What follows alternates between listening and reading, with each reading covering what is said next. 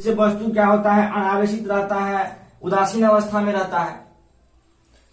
लेकिन जब हम इसको रगड़ते हैं, इसमें थर्मल एनर्जी आता है, इसमें ऊष्मीय एनर्जी आता है, ऊर्जा आता है, जिसके कारण क्या होता है कि इसमें से कोई ना कोई चीज निकलता है। अब क्या निकलता है, ये भी बात सोचने की है।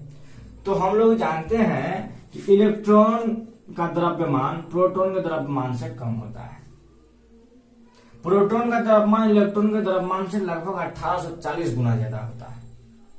1840 गुना ज्यादा लगभग होता है प्रोटॉन का द्रव्यमान इलेक्ट्रॉन के द्रव्यमान से। तो ये तो बहुत ज्यादा द्रव्यमान का चीज हो गया, और ये कम द्रव्यमान का चीज हुआ। तो जब भी कम द्रव्यमान का ये चीज है, तो जब भी इसको थोड़ा सा भी एनर्जी मिलेगा, ये निकल जाएगा। क्योंकि ये तो निकल नहीं सकता है, क्योंकि ज्यादा भारी है। ये तो निकल नहीं सकता है, निकलेगा तो नहीं, क्योंकि हल्का चीज है। तो ये हम समझ लिए कि ये निकलता है, इस पर निगेटिव चार्ज होता है। ये भी हम लोग जानते हैं कि इलेक्ट्रॉन पर माइनस चार्ज होता है, प्रोटॉन पर प्लस चार्ज होता है। तो ये निकलता है इलेक्ट्रॉन। तो इसमें क्या हुआ, प्रोटॉन का संख्या ज्यादा हो गया, क्योंकि पहले तो दोनों बराबर था, ये कम हो गया तो ये अब बढ़ गया। तो इलेक्ट्रॉन के निकलने से वस्तु पर धनात्मक आवेश आ जाता है। और जिस वस्तु में ये इलेक्ट्रॉन गया, इलेक्ट्रॉन के जाने से क्या हुआ कि पहले तो दोनों समान था, अब इलेक्ट्रॉन बढ़ गया, मतलब कि ऋणात्मक आवेश बढ़ गया। तो उस टाइम हम लोग क्या कहेंगे कि इस पर ऋणात्मक आवेश आ गया। तो ये हम लोग इस तरह से हम लोग जान गए कि धनात्मक और ऋणात्मक आवेश होता है। अब दो वस्तु को अगर हम रगड़ेंगे तो किसमें धनात्मक आवेश होगा और किसमें ऋणात्मक आवेश होगा, इसके लिए एक सीरीज हम लोग बनाए, प्रैक्टिकल कर करके जितनी सारी वस्तुएं थी सबको रगड़ रगड़ के देखा, और एक सीरीज बनाई कि किसमें धनात्मक आवेश होता है और किसमें ऋणात्मक आवेश होता है। इसका एक सीरीज है, वो हम लिख देते हैं।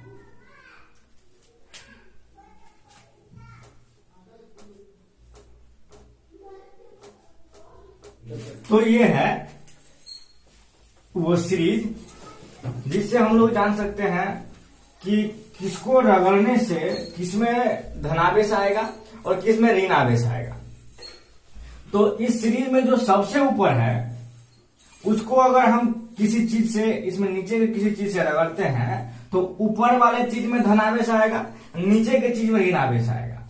यानी कि अगर ग्लास को हम किसी भी चीज से रगड़े नीचे के, तो उसमें हमेशा क्या है कि सबसे ऊपर है, तो उसमें हमेशा क्या होगा, धनावेश आएगा। और ये जो प्लास्टिक है, ये सल्फर तो समझिए एक तरह से अपवाद है, प्लास्टिक है, अगर इसको किसी चीज से रगड़े तो हमेशा इसमें क्या आएगा, ऋण आवेश आएगा। बस सल्फर से रगड़ने से इसमें धनावेश आ सकता है।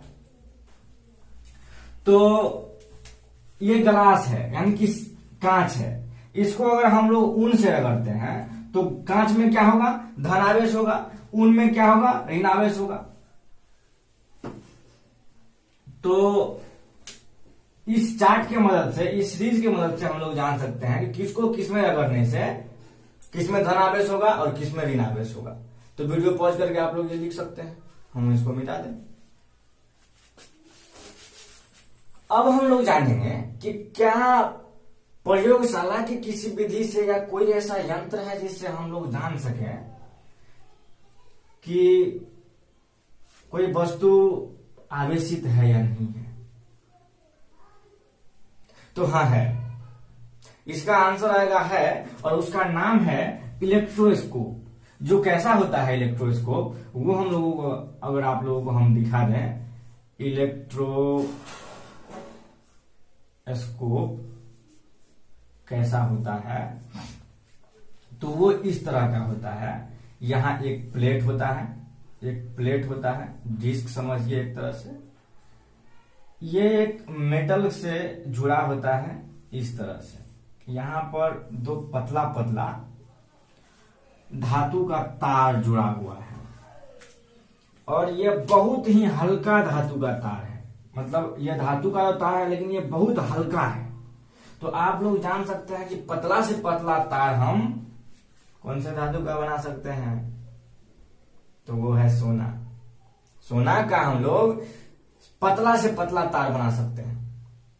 तो ये सोना का दो हम लोग क्या कर दिए, तो इसमें तार लटका दिए, छड़ लटका दिए। ये भी एक धातु का ही छड़ है, ये भी धातु का ही है।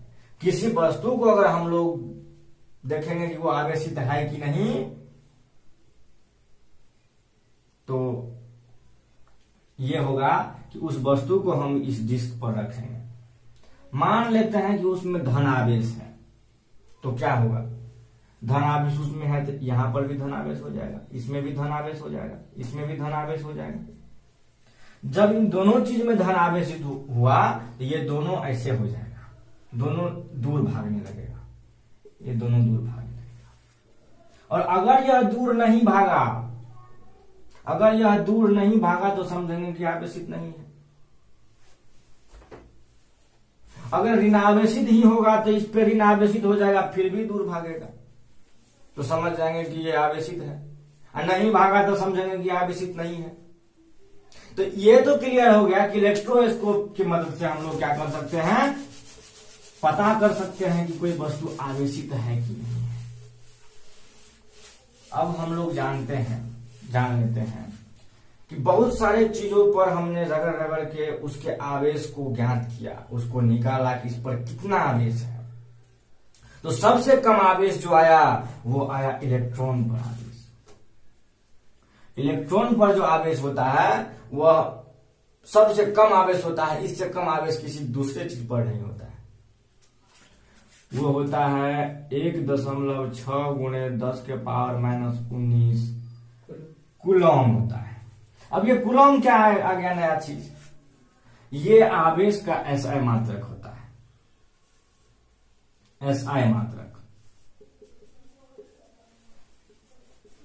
कूलॉम होता है।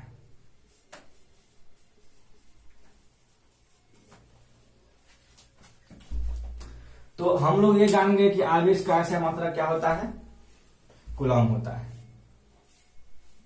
आवेश के कारण स्थिर वैद्युत बल लगता है।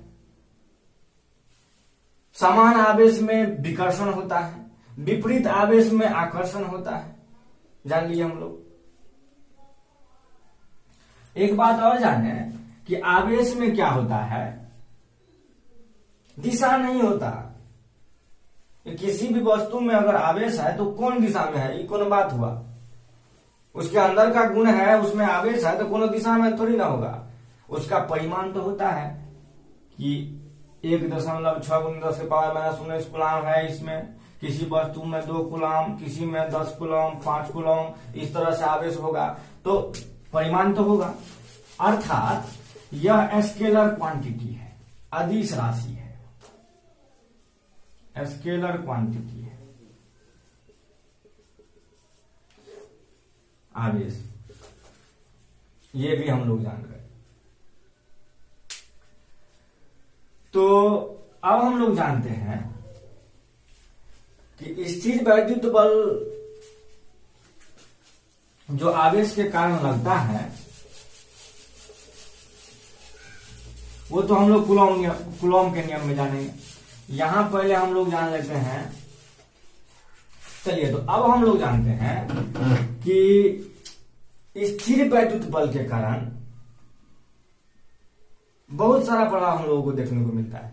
हम लोग जो चल पाते हैं वहां भी स्थिर वैद्युत बल कार्य करता है। हमारे पैर और धरती के बीच अगर हम लोग स्लोप पे चलते हैं तो उस टाइम भी स्लोप और हमारे पैर के बीच स्थिर वैद्युत बल ही कार्य करता है, क्योंकि वहां पे घर्षण बल है और घर्षण के कारण ही तो आवेश उत्पन्न होता है। वहां पर भी विद्युत बल कार्य करता है, स्थिर वैद्युत बल कार्य करता है। तो इसका बहुत सारा जो है सो उपयोग हम लोगों को दैनिक जीवन में देखने को मिलता है। आवेश के टकराने के कारण ही बिजली चमकता है। ये बात पहले प्रूफ नहीं था, बस हम लोग नीचे में क्या करते थे, बस धरती पर ही हम लोग दो चीज को आवेशित करके उसको टकराते थे तो स्पार्क होता था। इसका प्रयोग पहली बार बेंजामिन फ्रैंकलिन जी किए थे। गजब का प्रैक्टिकल था, पतंग वाली प्रैक्टिकल। उन्होंने क्या किया, तो आसमान में पतंग उड़ाया उसको लगा कि यहाँ पर पहले क्या किया था धरती पे, वो तो जानता था कि किसी वस्तु को आवेशित करते हैं, खूब आवेशित करते हैं, अत्यधिक चार्ज उस पर ला देते हैं, फिर उसमें टच करते हैं तो हाथ में शॉक लगता था। तो उन्होंने सोचा कि अगर वहां पर इतनी बड़ी मात्रा में बिजली चमक रही है, वहां पर बड़ा बड़ा चार्ज होगा, बहुत ज्यादा आवेश होगा और वो टकराता होगा, जिससे क्या होता है इतनी बड़ी मात्रा में स्पार्क होता है। तो उन्होंने सोचा कि अगर हम पतंग उड़ाएंगे तो धागा के माध्यम से हमारे हाथ तक आएगा और हमें शॉक लगेगा। उन्होंने पतंग उड़ाया, शॉक नहीं लगा। फिर क्या है, उन्होंने सोचा कि हो सकता है कि ये धागा के माध्यम से आना नहीं चाहता हो। उन्होंने क्या किया, तो पतंग में एक चाबी बांध दी मेटल का, क्या कि सब जानते हैं कि मेटल से क्या होता है, विद्युत ज्यादा प्रवाहित होता है। तो उन्होंने मेटल का एक चाबी बांध दी, फिर भी शॉक नहीं लगा। एक दिन अचानक क्या हुआ, तो बारिश में रस्सी भीग गया था, फिर बिजली चमकी और शॉक लगा। तो हम लोग, तो उन्होंने जाना और ये प्रूफ हो गया कि वहां पर आवेश के टकराने के कारण ही स्पार्किंग होता है, बिजली चमकता है आवेश के टकराने के कारण। तो आइए हम लोग जानते हैं कि आवेश जब भी आएगा द्रव्यमान के साथ आएगा, क्योंकि आवेश हम आप लोगों को बताया कि इलेक्ट्रॉन का ही आदान प्रदान है। अगर इलेक्ट्रॉन निकला तो धन आवेश, इलेक्ट्रॉन गया तो ऋण आवेश। तो इलेक्ट्रॉन के अंदर तो द्रव्यमान भी है कुछ ना कुछ। इलेक्ट्रॉन का द्रव्यमान क्या होता है, 9.1 इंटू 10⁻³ kg, ये होता है इलेक्ट्रॉन का द्रव्यमान। तो जहां पर भी जाएगा ये इतना द्रव्यमान लेके जाएगा, जहां से भी निकलेगा इतना द्रव्यमान लेके निकलेगा। बिना द्रव्यमान का आवेश आ ही नहीं सकता है, द्रव्यमान होगा तब ही आवेश होगा। तो इसके लिए हम लोग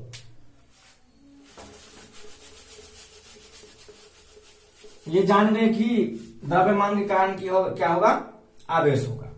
लेकिन द्रव्यमान और आवेश में कुछ अंतर है क्या, ये भी हम आप लोगों को बता दें कि द्रव्यमान और आवेश में अंतर। आवेश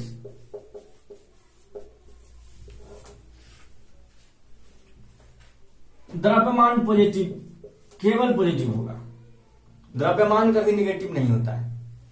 अब ये कहिएगा कि मेरे दोस्त का द्रव्यमान -30 kg है, -30 kg भारी मेरा दोस्त है, ये कैसे हो सकता है? द्रव्यमान होगा तो कुछ न कुछ पॉजिटिव ही होगा, और आवेश पॉजिटिव और निगेटिव तो दोनों होता है।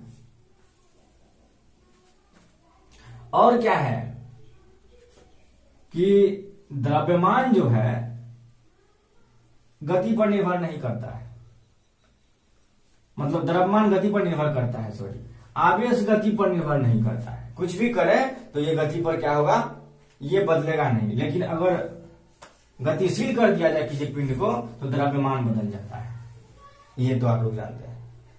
ऐसे बहुत सारे कुछ न कुछ अंतर है इसमें, दोनों सेम चीज नहीं है।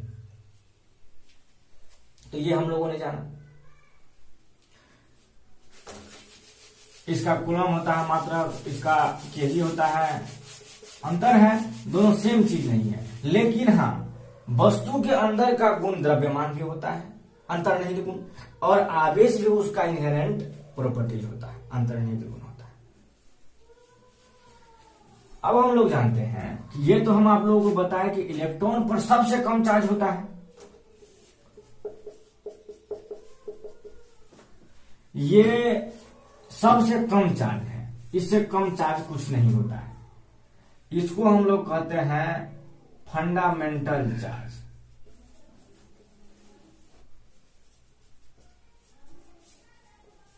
यानी कि मूल आवेश कहते हैं इसको,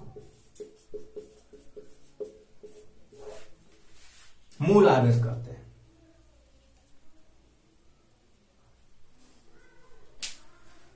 तो आवेश का एक टॉपिक आया कि आवेश का क्वांटमीकरण।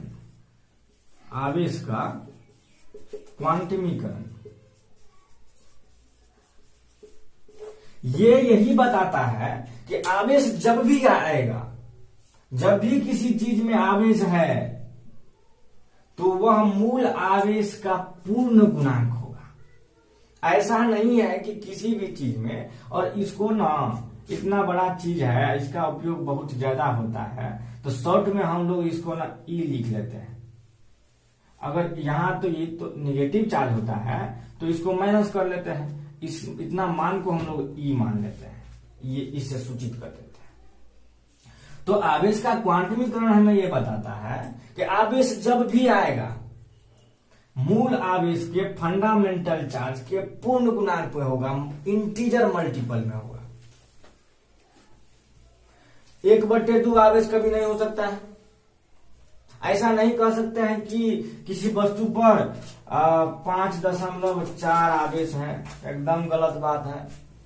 आवेश होगा तो 4 कूलम होगा, -5 कूलम होगा, -50 कूलम होगा, +36 कूलम होगा, ये हो सकता है।